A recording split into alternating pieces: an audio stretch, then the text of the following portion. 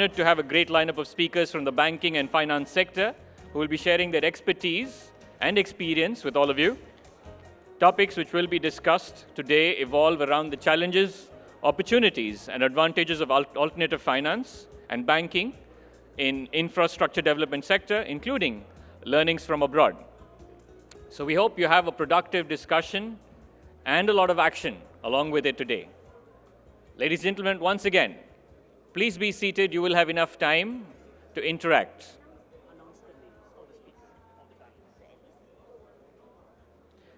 So on Sharia-compliant investments, global investors are showing interest in investment that cover a whole range of ethical options, one of which is Sharia-compliant investments. So let's hear it from the experts. I would like to invite the panelists and the moderator for this session. The first panelist has over 20 years of experience in banking and finance, focusing on Islamic banking and investments. Having formerly served as the Managing Director and CEO of Hong Leong Islamic Bank and the Global Head of Islamic Markets at Bursa Malaysia, she is currently the Advisor on Islamic Banking and Finance to the World Islamic Economic Forum. Ladies and gentlemen, please put your hands together for the Managing Director, Wholesale Banking Ambank Group Malaysia, Ms. Raja Te Maimuna Raja Abdul Aziz. Ma'am. Our next panelist is a senior researcher at International Research Academy for Islamic Finance and a professor at International Center of Education on Islamic Finance. He's also the Deputy Chairman of Central Bank of Malaysia's Sharia Advisory Council. Ladies and gentlemen, please put your hands together for Chief Executive Officer, ISRA Consultancy, Malaysia, Professor Dr. Ashraf bin Muhammad Hashim.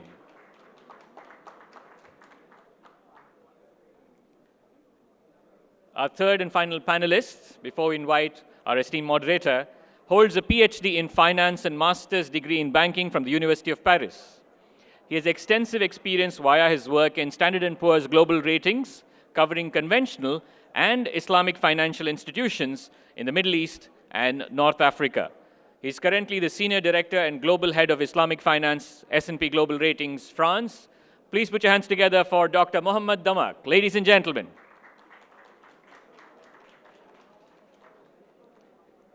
And with such great minds on stage, it requires a greater mind to keep them all together. Our moderator for this panel, apart from being the CEO of CIMB Islamic Bank Berhad, he is also the CEO of its Group Islamic Banking Division. He has over 20 years of experience gained managing 3 global banks, an international asset management company, and a legal firm from across various global financial centers like London, Dubai, and Kuala Lumpur. The Chief Executive Officer, CIMB Islamic Bank Berhad, Malaysia, coming to India again after 2015's UEF Trade Summit, Mr. Muhammad Rafi bin Muhammad Hanif. Ladies and gentlemen, our moderator for the session 1. I now hand over the session to our moderator to take it away.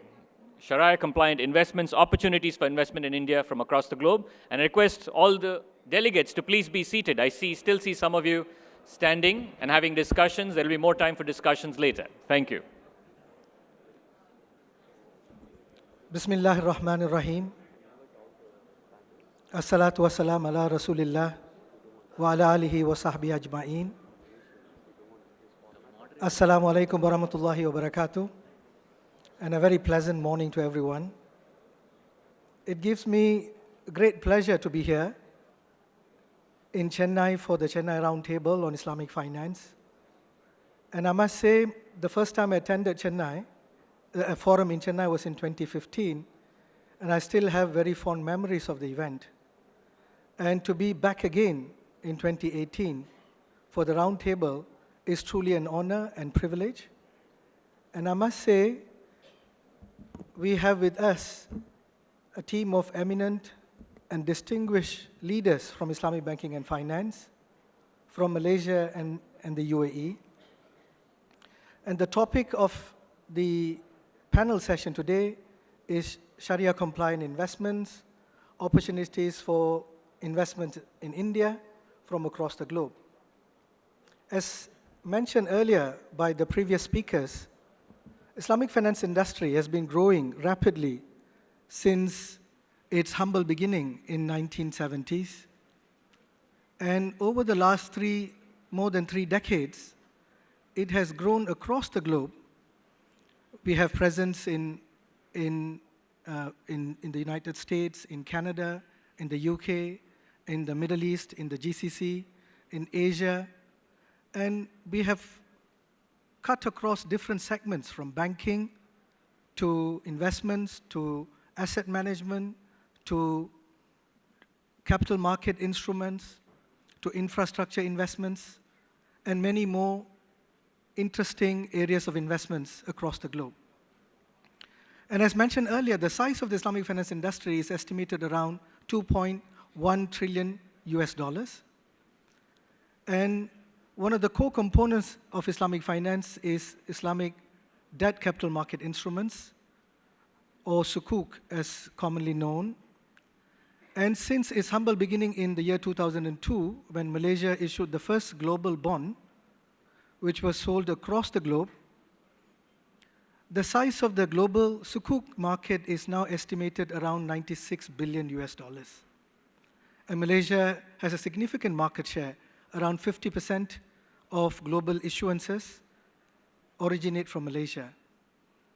And moving from sukuk, we have also seen significant growth in the global equity fund management space. Today, the size of Sharia-compliant investments or global equity funds which comply with Sharia principles range around 70 to 80 billion US dollars across the globe. And if you look at the sovereign wealth funds in the world, we have many sovereign wealth funds, from the Scandinavian wealth funds to the Chinese wealth funds to the Middle Eastern wealth funds. More than half of the sovereign wealth funds come from Muslim world. And the size of the assets under management of these Muslim sovereign wealth funds is more than 3.3 trillion US dollars. So the numbers are quite staggering. We are seeing more and more demand for Sharia-compliant assets across the globe. And always there is a challenge between supply and demand. While there is demand for Islamic finance, the supply of Islamic finance is always challenging. And there are many reasons for it. Whilst I must say, Islamic finance is not the panacea for all financial difficulties.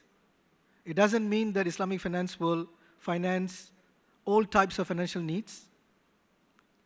The key element or requirement of Islamic finance is it must be a bankable, it must be a credit-worthy transactions. Often Muslims have a notion that Islamic finance will solve all the problems of financial needs. It could be SME, it could be affordable homes, it could be infrastructure. Like conventional finance, Islamic finance also look for bankable transactions, transactions which are well structured, credit well analyzed, well distributed, priced well. If all these elements meet, then Islamic finance will be able to finance. But if the financials are not up to mark, if the company organization structure is not according to world standards, if the credit is not well structured, if the pricing is not well maintained, you will find that Islamic finance, like conventional finance, will not be able to support the transaction. So I wanted to make sure that there's a clear understanding. Islamic finance is based on the trust of the depositors. The depositors give us funds so that we can utilize these funds in bankable projects, projects that will be able to realize the financial objectives and the returns expected from the depositors. So with that background, I wanted to touch a little bit on Islamic finance transaction in India per se. In the last 10 years, we have seen a few Islamic transactions being done in India, but from offshore. So we have seen, for example, the Islamic Development Bank, a multilateral development bank based in Jeddah, like the World Bank Group, has done an Islamic finance transaction, a murabaha, or a credit transaction in India. So that means Indian law allows for Islamic finance transactions. So a murabaha or credit transaction has been done in India. And a few years earlier, there was another transaction that originated from Malaysia through two banks, two private sector banks, Kuwait Finance House and HSBC. They have done a syndicated lease financing for a Mumbai-based company, S3, is an investment, infrastructure investment company. They have raised $50 million through a syndicated facility from Malaysia. It was a US dollar transaction. The company received the $50 million and then used the money to buy leasing assets. Given their infrastructure financing requirements, they do buy machineries to fund these infrastructure companies. And they've taken this money to buy the assets and lease the assets to the Indian corporates. So leasing is also allowed under Indian law. And Islamic funds have invested. And we've also seen, for example, the ICD, based in Jeddah, another multilateral development bank, has recently signed an MOU with infrastructure leasing and finance company, services company, again, a Mumbai-based company, ILNFS. This company is funded by the likes of RBI, Reserve Bank of India, and Abu Dhabi Investment Authority. And they have signed an MOU for a joint investment of $1 billion in Islamic compliant infrastructure transactions in Africa. Although that has been put on hold due to reorganization in that company. And more importantly, we have seen an Indian bank arranging a sukuk. How many of you have heard that an Indian bank, the largest private sector bank, has done a sukuk? Has anyone heard about this? So there's one person who's heard too. HDFC, I think, is still the largest private sector bank in India, has helped arrange a sukuk in the Maldives, in the Republic of Maldives, for 150 million Maldivian rupiah. It was arranged by this bank and was denominated in the local currency in Maldives and was issued to finance development of housing projects in the Republic of Maldives. So to say Islamic banking has not been done in India is not true. We have seen some transactions being structured outside India and taken by the companies in India. But what is interesting is we have not seen a large Islamic financing facility originating from India. So it's always been offshore and then leading towards investments, an inward flow into India. But within the Republic of India, we have not seen local banks here structuring large Islamic finance transactions for Indian corporates who could be Muslim-owned corporates in India. So this is where we see the gap. And with me, I have Rajate Maimuna. I think we have heard her credentials. She is the only thorn among roses here. And I must say, she won in 2017, she won the Woman Icon Malaysia Award, being the leading lady banker and a professional in the financial services. It's a tough world there, dominated by men. And she has been one of the key women bankers in Malaysia. And she has more than 20 years of experience in both conventional and Islamic finance. I would like to bring the discussion forward to Rajate to basically look at what are the challenges that the Islamic finance industry or Islamic finance market is facing in India, given that we have seen inward bound. So we have seen, I think you may have worked on one of the transactions, where banks outside India are able to structure Islamic finance transactions for corporates in India, but somehow, and also banks outside India, Indian banks have done a sukuk outside India, but we have not seen a sukuk in India or an Islamic finance transaction in India. Are there challenges from a regulatory, tax, legal perspective? Assalamu alaikum, and thank you for those kind words. I'm very fortunate to have very supportive brothers back in Malaysia. We're very gender neutral, so the opportunities for women bankers in Malaysia is aplenty, I must say.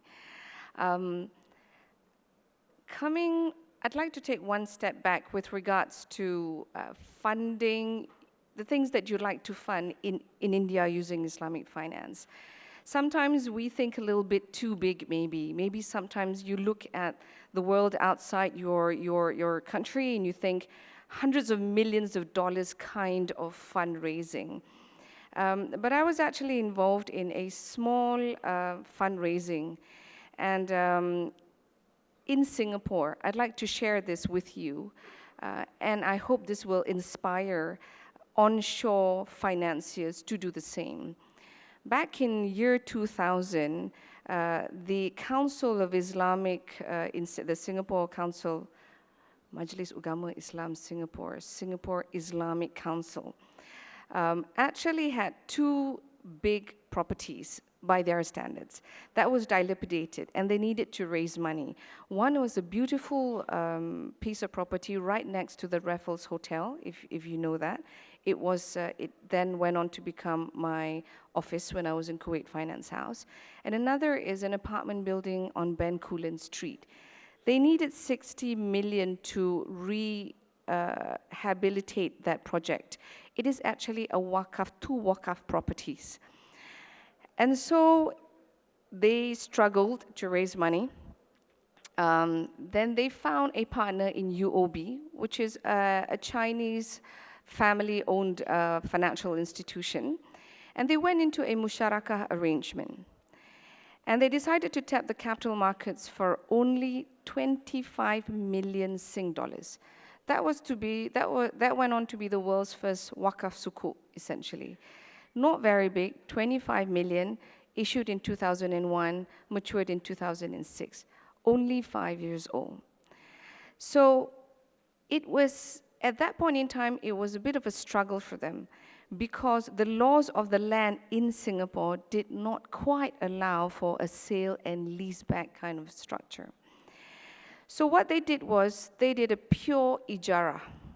Essentially, it's a pure leasing structure, which at that time didn't require any changes to the laws of the land.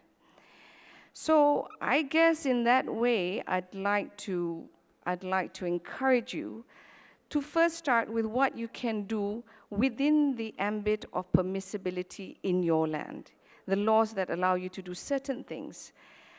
Following that, they pushed their own government.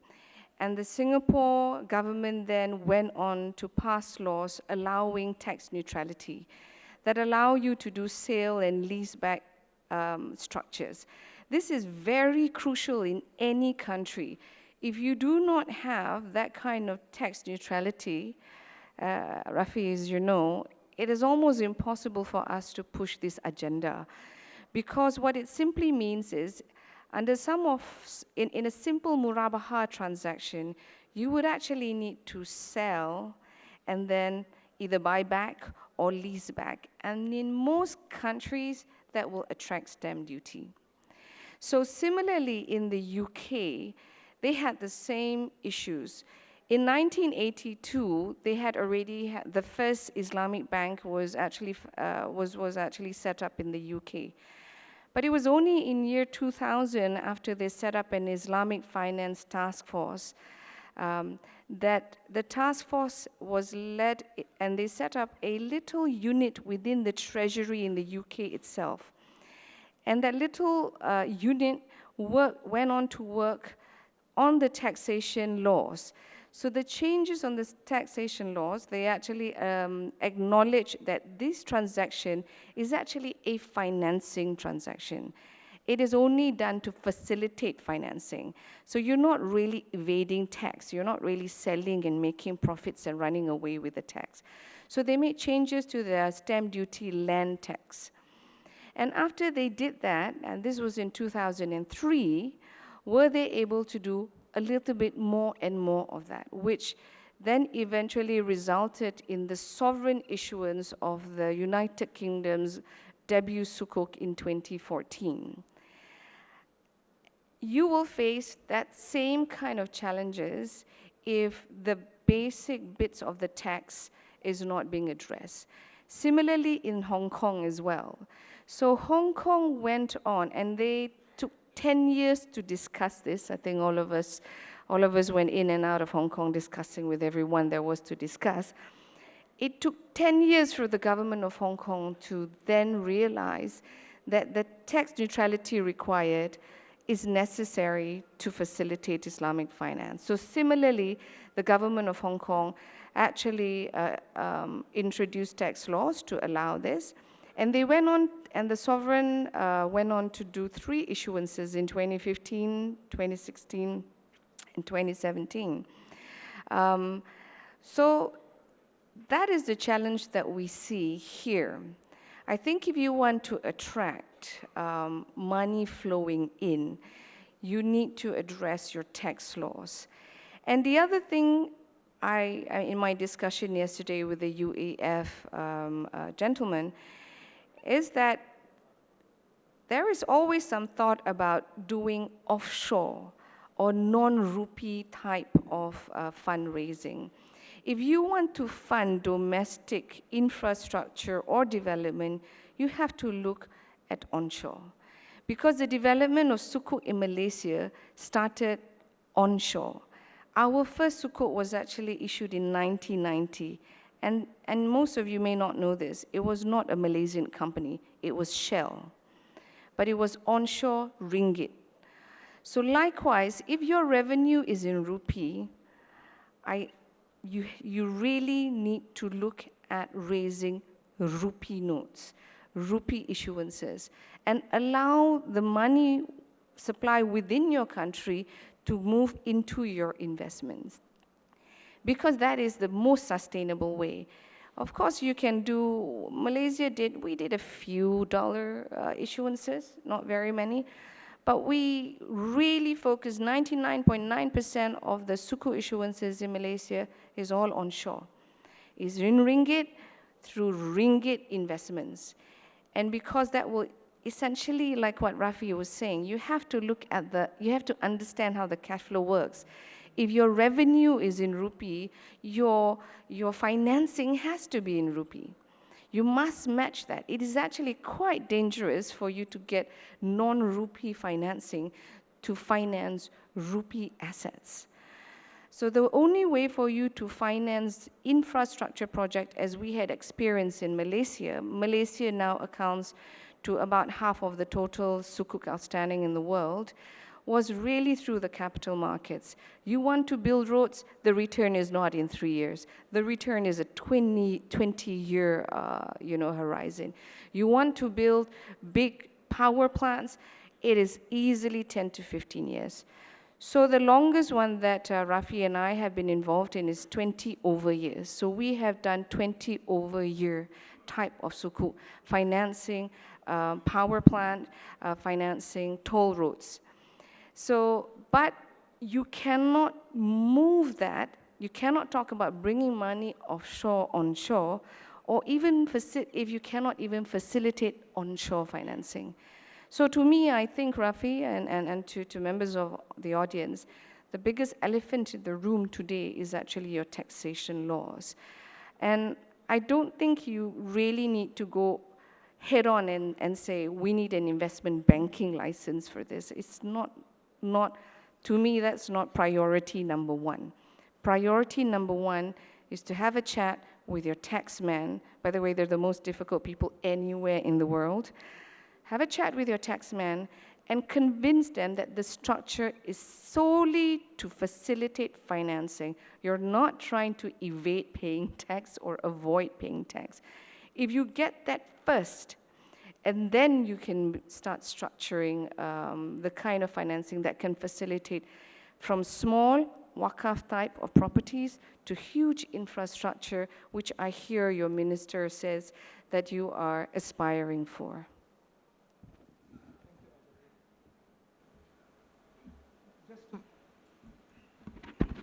Just to set the stage, if you think doing Islamic banking in India is difficult, do not be disheartened, because when we started the journey, it was equally painful in Saudi Arabia. It wasn't easy to do Islamic banking 10 years ago or 15 years ago in Saudi Arabia. In Turkey, for example, in Turkey, we could not use any Islamic terms. If we use murabaha, it would not be registered. So we had severe constraints in the Muslim countries because they didn't understand Islamic finance. So it is not just India, but all the countries that we had operated had similar difficulties. So what we did, as mentioned by Rajate Maimuna, we worked within the ambit of permissibility of that country. You cannot go and say, look, I need to do one infrastructure project. I need 5 laws, 5 regulations to be amended. You have to work within the constraints. So when we were invited by the Republic of Kazakhstan to offer an Islamic financing for a railway company, we couldn't do the transaction because there were tax issues. In almost all the countries we operated, we didn't find legal constraints. The law allowed for buying and selling. Since Islamic law doesn't allow money lending to buy the rolling stock of the railway company, we have to do either buying inventory, buying goods and commodities and selling, or buying the rolling stocks and leasing. Both these transactions attracted two sets of taxation, which did not exist if you do a conventional loan. So what we did in Kazakhstan, for example, we looked for a leeway. Most tax systems have some exempted goods or exempted services or exempted transactions. So in Kazakhstan, we found a particular goods, a commodity, is exempt from all types of taxes. It was palladium. So the company wanted to buy a rolling stock. We sold them palladium for $100 million. So the $100 million, we put the profit rate for 5 years. It's a murabaha, they call it. And the customer got $100 million worth of palladium, payable in 5 years' time for $120 million. They took the palladium, sold it. Of course, there are suppliers who will buy it on spot payment. They got the $100 million, they bought the rolling stock, and they paid the seller of the palladium, the banks, syndicate banks, over 5 years. There were no tax issues. The same we found in a sukuk transaction in Germany, where one of the German states, Saxony-Anhalt, wanted to do a sukuk.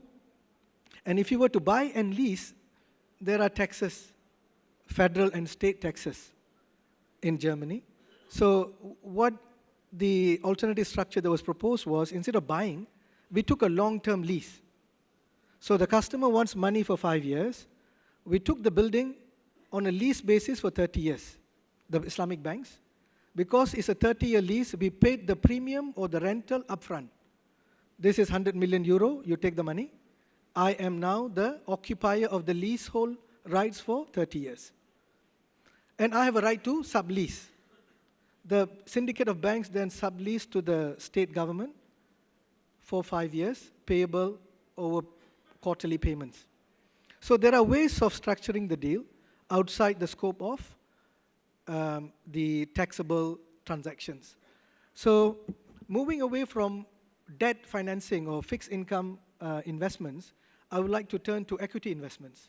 Equity by design is already Sharia compliant because equity transactions are risk sharing. It's not a fixed income flow. It is a risk sharing transaction in the activities of the company, and you will get a return linked to the performance of the company. So we have seen the size of the Islamic equity funds growing to about $80 billion globally, and the two major centers are Saudi Arabia and Malaysia, leading the fund management industries in both the markets. And we see a lot of opportunities. Dow Jones, for example, has come up with an equity index, which has included Indian stocks. There are several leading companies which are Sharia compliant in India, and that would mean there will be more demand for such stocks from the global investors. And with that, I would like to turn to Professor Ashraf Mohammed Hashim. He is a leader in Islamic finance and law. He is the CEO of ISRA Consultancy, and he could explain what are the challenges faced by these stocks in terms of being linked as a Sharia compliant stocks, and what are the opportunities for Indian corporates to be included in the index and to be able to be subscribed by the global Islamic investors. Bismillah ar-Rahman ar-Rahim. Assalamu alaikum wa rahmatullahi wa barakatuh. Thanks, Mr. Rafi, my dear members of panelists, ladies and gentlemen. Assalamu alaikum wa rahmatullahi wa barakatuh. It is indeed a great pleasure for me to be in Chennai. This is my first time coming to this beautiful city. This morning I had a very good thosai.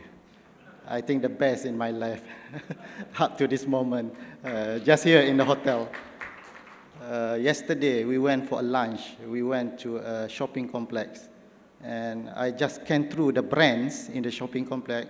You have a lot of brands we never hear before. Yeah, so this is a good sign, because if you travel around the world, you go to shopping complex, you can see the same brands. Just the place is different. Yeah? So I think this indicate, the prosperity of India. But I need to fly back tonight. But indeed, I will come back, inshallah, with my family. That introduction should not be taken into my 10-minute allocation. Okay, coming back to the question. I have 10 minutes, and I have about 5 points I would like to share with you. The first point is that when we talk, before I go to the equity, when we talk about Islamic finance, we want this to be an inclusive product. It is not exclusive to Muslim only. And we can share our experiences in Malaysia, where we are living in multicultural, multi-racial, multi-religious society. And you can see that the participation from Muslim and non-Muslims alike into the products of Islamic finance, they are well, acceptable by all people. If you look at the equity holders of Takaful Malaysia, for example, one of our Takaful or Islamic insurance company, you can see that many non-Muslims are holding the shares of Takaful Malaysia. And therefore, I think this is not a product only for Muslim, but for everybody. The name is not a big matter. You can name it Islamic. In other jurisdictions, I involved very much in a project in Canada, for example. They don't call it Islamic, they call it halal financing.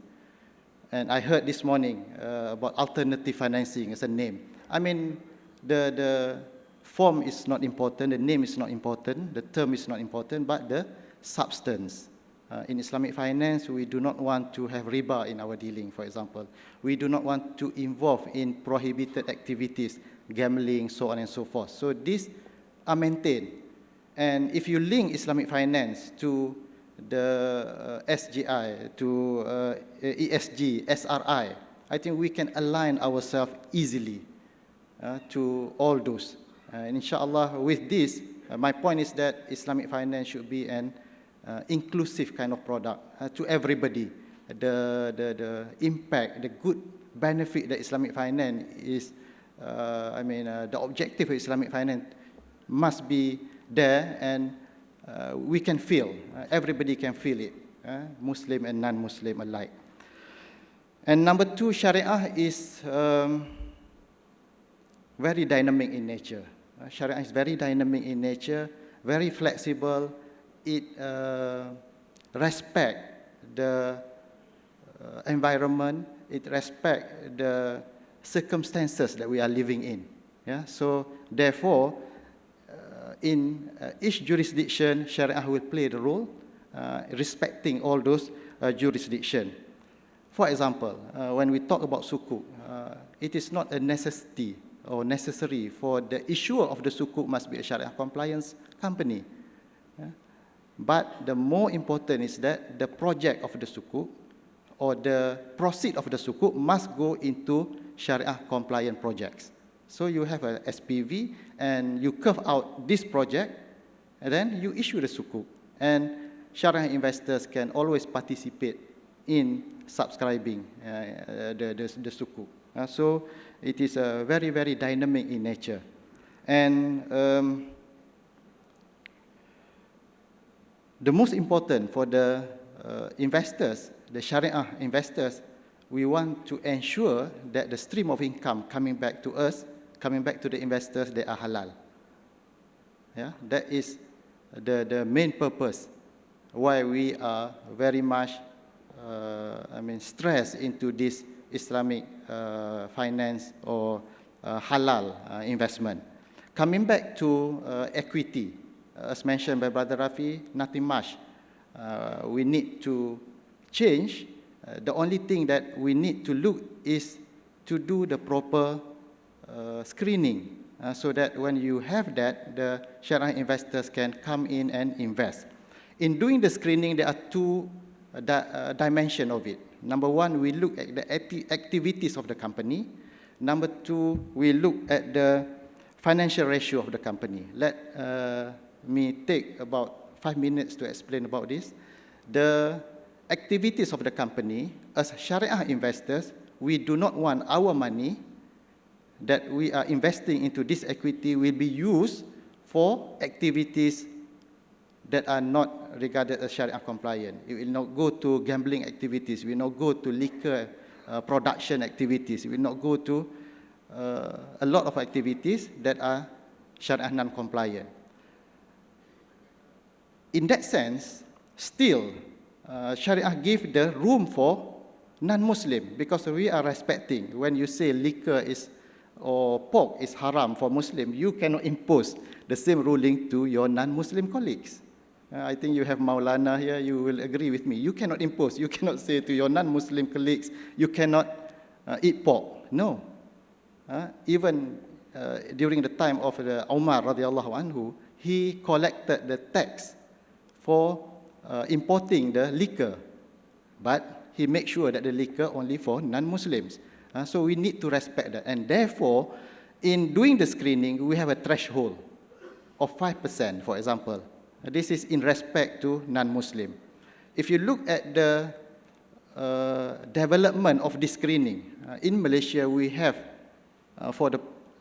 in the very beginning, we have 3 thresholds, 5%, 10%, and 25%, to cater to the needs of the society, particularly the non-Muslim. But now we are only left with 5 and 20.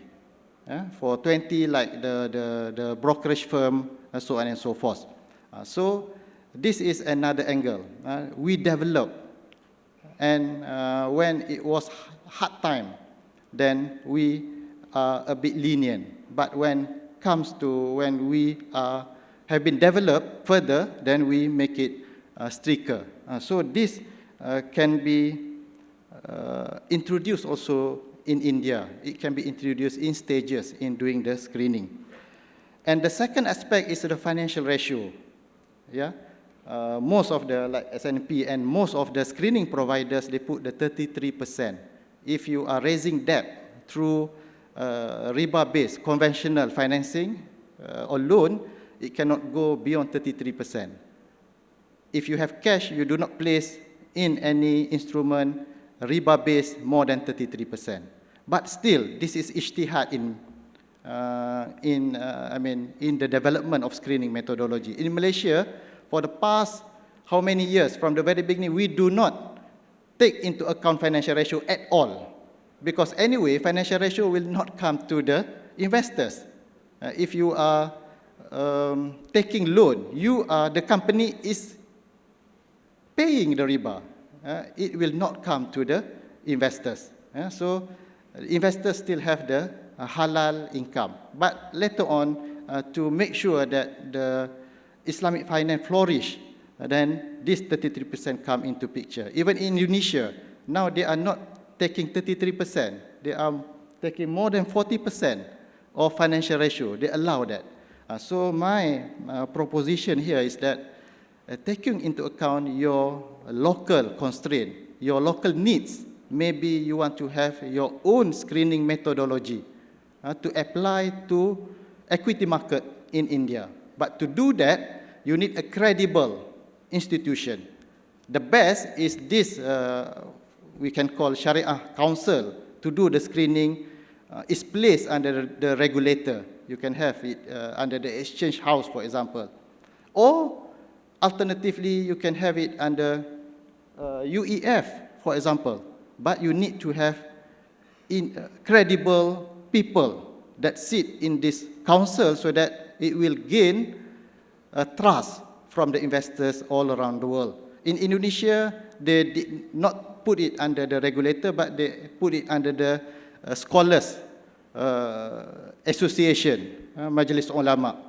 So this, you can think where to put this council so that they can look, and they might have a view on a specific screening methodology for Indian market.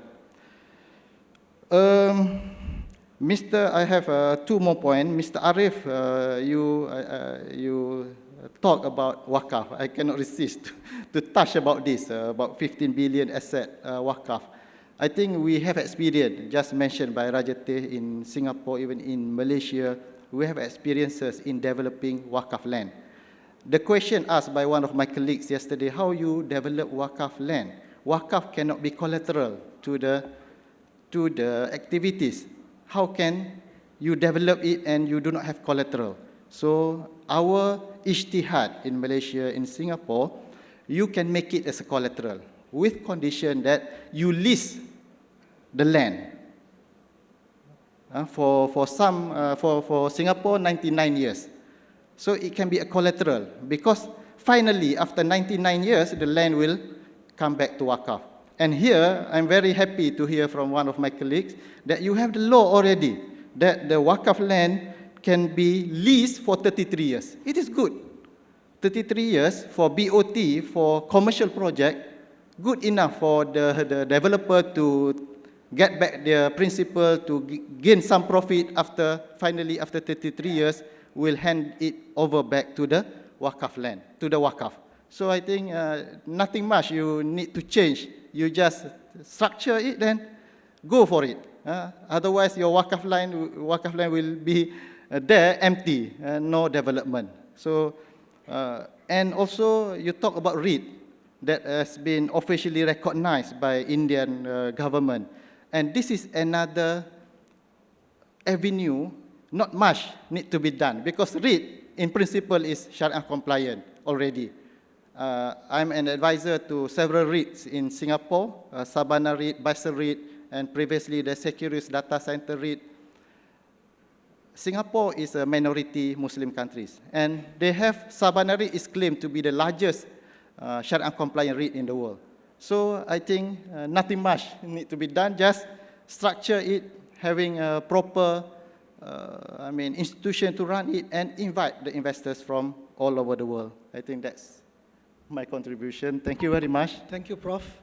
I think, Brother Arif, you already have two recommendations for the UEF. First is to look into, as suggested by both the panelists, on Waqaf. If you can come up with the Waqaf Sukuk. In Singapore, for example, they had the same constraints as in India. There's a particular solution how to manage Waqaf assets and to put it into a Sukuk structure. So UEF can put as a first recommendation to look into the Sukuk for Waqaf in India. Second is to look into, for example, REITs, because REITs already is Islamic. And it can also be structured as long as you adopt a wider interpretation of Sharia compliant. As mentioned by Prof in the beginning, Malaysia did not look for financial screening of a company. So if a company's core business is Sharia compliant, if you are into manufacturing, chemical manufacturing, and you have all financing done in the conventional manner, in Malaysia, for the longest time, it was deemed Sharia compliant. Once we have built a substantial portfolio, and Islamic banking has grown to offer alternative financing, then only Malaysian Sharia Committee or Central Sharia Committee introduced the financial screen. So if you can look into both REIT and Sukuk as two modes of investments, Sharia compliant investment, that could be a big step towards bringing more Islamic financing in India.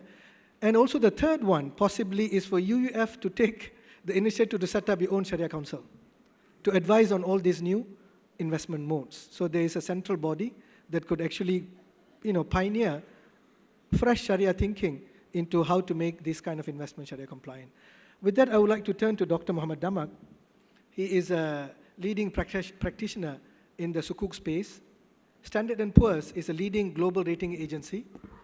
They were involved since the time of the first issuance of global Sukuk in 2002. And they probably would have rated hundreds of Sukuk, both global and domestic by now. And of course, there are a lot of discussions on how to originate a Sukuk from India. We have already seen HDFC has the capability to arrange a Sukuk outside India. Surely they can do it onshore as well. So if you can share with us some of the challenges faced in similar markets like India, and how the Sukuk industry has evolved to move beyond sale and leaseback. So there's no need to allocate assets, but you can actually ring-fence certain rights, and that can be used as the tangible assets for the Sukuk. Over to you. Absolutely. Thank you very much. First of all, very good morning to all of you. I'd like to thank the WIEF and the UEF for the invitation. I'll start my speech by quantifying the opportunities for India. The volume of issuance of Sukuk for 2018, we estimate it to be something between $70 to $80 billion, down from $96 billion last year. The reason it's down, it's because we haven't seen the jumbo issuance from some of the GCC countries as we have seen last year. Now, the gap between supply and demand for Sukuk is estimated to around $300 billion, with a shortfall of supply compared with the demand. Why Sukuk? I think it's no longer to be demonstrated Sukuk allowed to diversify investor base. If you look at some of the transactions that have been done in the recent past, South Africa, for example, 60% of the investors were from the Middle East. Goldman Sachs, 87% of the investors were from the Middle East. And on average, we estimate that there's between 30 to 40% of the investors from the Middle East that invest in Sukuk, and another 30 to 40% of investors from Europe and the United States. Which means that when you do a Sukuk, you not only speak to the traditional people that would come to see you when you do a conventional bond, but you also speak to a whole new category of investors that would not, or that is not allowed to touch the conventional space. Cost-wise, and this is a question that comes always, we've seen some Sukuk being priced in a more competitive way compared with conventional bonds. We've seen some Sukuk that have been priced slightly higher than a conventional bond. And the key word there is about the legal environment and the contractual obligations given by the sponsor to the SPV, and to what extent they cover other risks. Now, what's in it for India? I think we heard this morning about the infrastructure need in India. We also heard about the possibilities that are offered by the WIEF industry that could be used for local currency Sukuk issuance. But to get there, there are various steps that are needed to be achieved first. First, you need to level the playing field from a regulatory perspective and tax perspective in order to avoid penalizing from day one Sukuk issuance, as my colleagues mentioned earlier, about the double taxation when you sell and buy the asset, about the consideration of the leasing charge, for example, something similar from a regulatory perspective to interest in order to avoid paying additional taxes. Also, the concept of beneficial ownership and the absence of transfer of the underlying assets as part of the Sukuk transaction. Now, on the different structures, we've seen Sukuk issued by using pretty much anything. We've seen Sukuk using real estate as underlying assets, aircraft as underlying asset. We've seen some structures where the corporates did not have enough underlying assets, so they combined the structure of ijara with using some real underlying assets and commodities to complement the transaction. The tangibility ratio varies across the different jurisdictions. In the GCC, for example, we usually look for a tangibility ratio of at least 51%. In Malaysia, the tangibility ratio that is accepted could go up to 33% minimum. We've seen also some Sukuk being issued using metro tickets in Malaysia, which was one of the great innovation in Sukuk. We've seen Sukuk being issued using toll roads. We've seen very, very different and various structure being used, and which means that all these structures can be replicated in India, provided that the regulatory environment is friendly for that. I'll stop here. Damak, just we have time for 2 questions. And being, we want to be fair to both genders, we'll have 1 question from the boys and 1 from the girls. Can we have, yes, there's 1 question there, please. Is there a mic?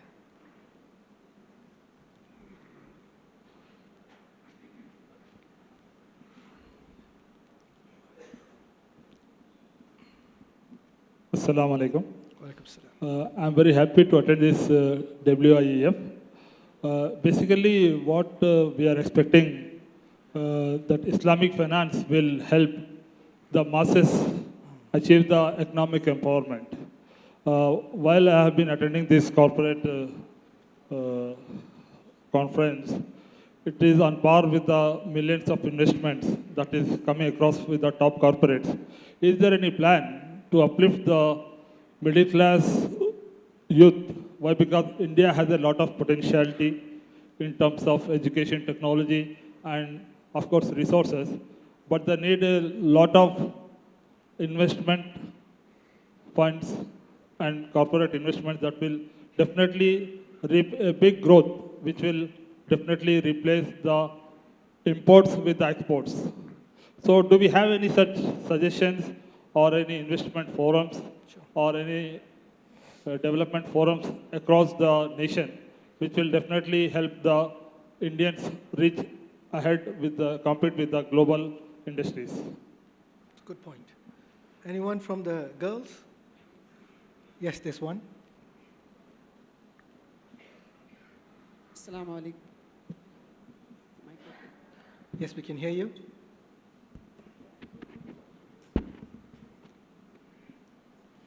Assalamu alaikum. I want to know how far is the Islamic finance will be successful if it is introduced in India? Okay, thank you. Let me just address the first point, and then I can pass it on to the panelists. If you look at the existing infrastructure in India, you have cooperative banks in India, which are now offering Islamic financial solutions. They could be offering financing to buy a tractor for a farmer in India, or it could be financing inventory for a trader in India.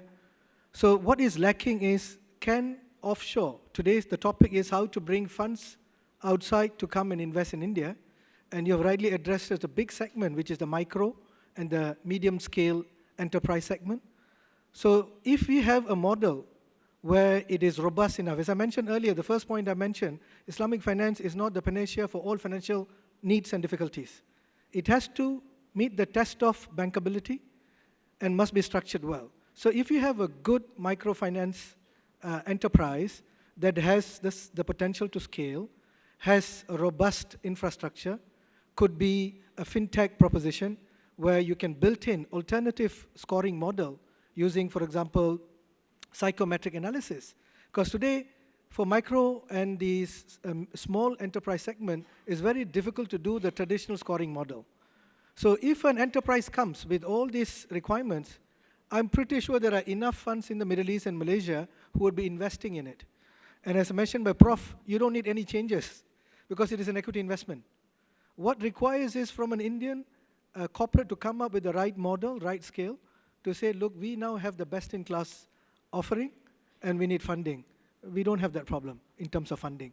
It's the issue of whether your model is sustainable, scalable, and has a robust infrastructure. Over to the panelists before we address the second question. Anyone to add? Can I take this? I'm very passionate about that question. It is my dream to see the whole world embrace Islamic finance because I truly believe it's good for everybody. Your question is how successful it would be, but to me, the first question is, how can we pitch the concept of Islamic finance to a country where the Muslim is a minority? This is not a criticism, and it's just my own opinion, and maybe some may share with me. When we go out, and when we're in a non-Muslim country, the pitch for Islamic finance has got to be inclusive, as exactly what Prof had said. If the pitch is a niche for a segment of the society, it will be very difficult to push this pitch in a secular setting. And I think a lot of us, and for the many years, more than 10 over years that we've gone around the world trying to promote Islamic finance, I have since come to believe that when you are trying to push for Islamic finance in a country like India, I think we ought to dial down on the Islam brand. We have to acknowledge it doesn't sit comfortably with everybody. We also have to understand people's nervousness. Sometimes they think Islamic financing is a conduit to terrorism funding, and these are real fears. And it makes some people uncomfortable, you know, because it's very faith-driven. Whereas the whole concept of Islamic finance is about equity and just. It is the most equitable and just financing model there is on earth. So like in Turkey, I was in Kuwait Finance House before, and we weren't allowed to use any Arabic terms nor Islamic terms. So the Islamic banks in Turkey are called participation banks. The various products are called whatever it is in their language. Malaysia, we made mistakes too. Remember, Rafi, we used to give fancy Arabic names to our products. And the reality is we don't speak Arabic in Malaysia. So we dropped all that now, and we call it as it is. If it's a mortgage finance, we call it a mortgage finance in our language. So I used to run a Chinese-owned Islamic bank. 67% of my customers were non-Muslims. When you are able to reach out to a proposition that is good for the people as a whole, only then can it be successful, because it doesn't divide. What my fear is that the fear of regulators and the fear of government leaders is that the introduction of Islamic finance will only serve to divide the society. What we want to say is this is good for everybody. And I've seen the failure of this in many countries. The same thing like in France, actually, Mohamed Damak, when Christine Lagarde herself wanted to push for it. But they kept talking about it serving the Muslim minority. They lost at the highest courts in France. Why would you want to go out of your way to serve a minority part of the society? Whereas in reality, it was good for everybody. So, ma'am, I think what we need to do is collectively, everyone in this room, is when we promote it because it's a just solution. It's a good one for everybody. And I want to echo what Professor said. It is all in the substance. Do we have to call it Islamic finance? Do we have to call a murabaha in your country? If it's a lease, call lease in your language. That's what it is. Why do you have to call it ijara? Don't scare people off. I think if we do that, then we will be isolating the non-Muslims. And it is important in India, we need their support because we are a minority here. So we have to work within the society that we live in. Thank you. Rafi, I think I would like to add a bit more. I think Islamic finance must be linked to social finance, so that when you connect the dotted line between the two, you can have a non-bankable becoming bankable. Yeah? And it will go. We have the problem that there is no connection. Each party are working in silo. So if that is the case, I mean, the impact will not be big. But if you have a wakaf project that will always bring the sustainable stream of income perpetually, that income will go to the social development project for those who are non-bankable. Of course, with a proper management of the project, those people will become bankable later on. Then they will go to the bank as usual. So this is the link that we need. I would like to share with you the mandate that we have at ISRA at the moment.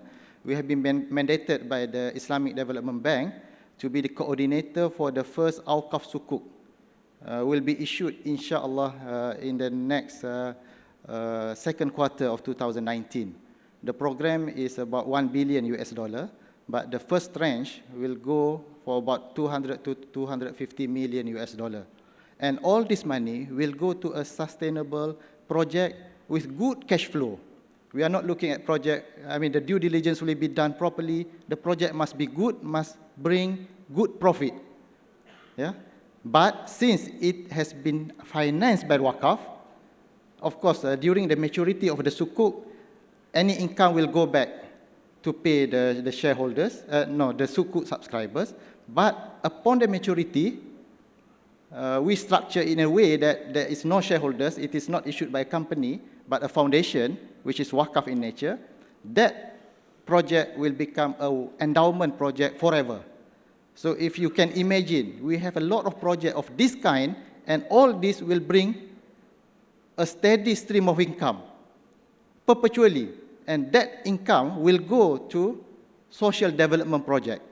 So, I mean, microfinance, all these non-bankable people can be financed through this wakaf proceed. Yeah, once they are good, they can go to the normal banking sector for further expansion of their effort or businesses. So I think this is a challenge that we are now facing, to link all the dotted line. And inshallah, when we successfully link all of them, the impact of this Islamic finance and Islamic social finance can be, I mean, you can see it in the society, not only for Muslim, but because wakaf is not only for Muslim, it is not zakat. So the recipient can go to Muslim, can go to non-Muslim as well. So they can feel the rahmah of this religion to everybody. Thank you very much. Maybe very quickly, I think it took the world a major financial crisis that wiped out names such as Goldman Sachs, no, hopefully not. Names such as Lehman Brothers, and losses of trillions and trillions of dollars, to understand that we have to move from a paradigm where the profit is private and the loss is social. To understand that we have to move from a paradigm where growth is serving just a minority to a paradigm where growth becomes more inclusive. Now, if you look at the principle of Islamic finance, it has been there from day one. Profit and loss sharing has been there. Social justice has been there. Asset backing has been there from day one. So if we were to apply the principle of Islamic finance more stringently, we could have avoided finding ourselves in a situation similar to the global financial crisis. Now, on the opportunities for India, on where Islamic finance could be in India in the next few years, I think it will depend on not only on the fact that the transactions will be compliant with Sharia, but also on the economic added value of the transactions. I think when you compete with conventional finance and when you come with different financing solutions, you have not only to demonstrate that you're adding value because you're Sharia compliant, but also by adding value from an economic perspective, in a sense that you offer access to additional or new asset class of investors, you offer the same product or better product in terms of quality at a better cost. So I think the opportunities are there, and I think if Islamic finance could demonstrate an economic added value, it will definitely succeed in India. Unfortunately, we don't have any more time for further questions. I have strict instructions to finish at 12. We can take it off. We'll take it offline. I think the message I wanted to leave behind is that today we are living in an era where the whole economy and the countries are moving towards sustainable development goals.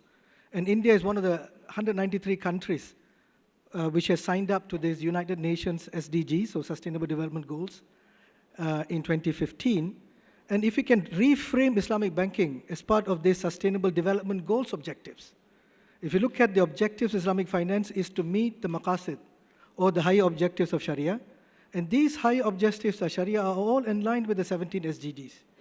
So if we reframe Islamic finance towards sustainable finance, that please invest your deposits with us so that we will ensure it is not harming the people and the planet and is meeting the 17 SDGs. India has to report how India has achieved the 17 SDGs every year to the United Nations.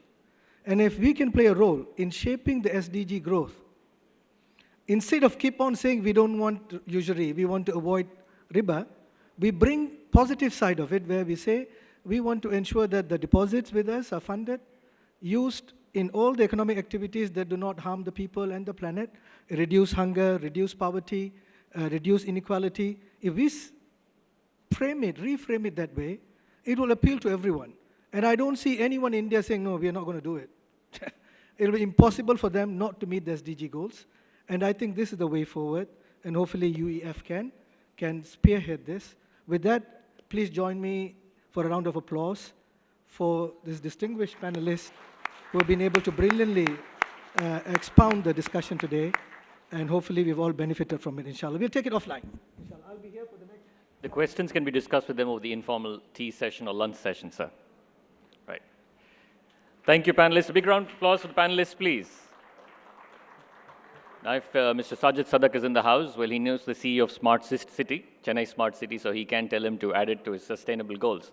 A quick recap, points taken from the session, in case you want to invest in Sharia-compliant investments.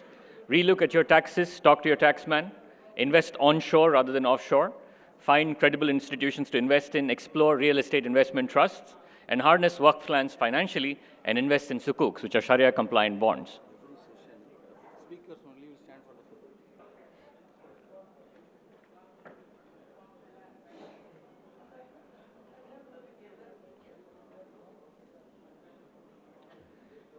For those of you who are all taking photos, if you're posting any photos on Facebook or Instagram, or if you're tweeting about the event today, do not forget to put the hashtag Chennai Roundtable. So hashtag Chennai Roundtable.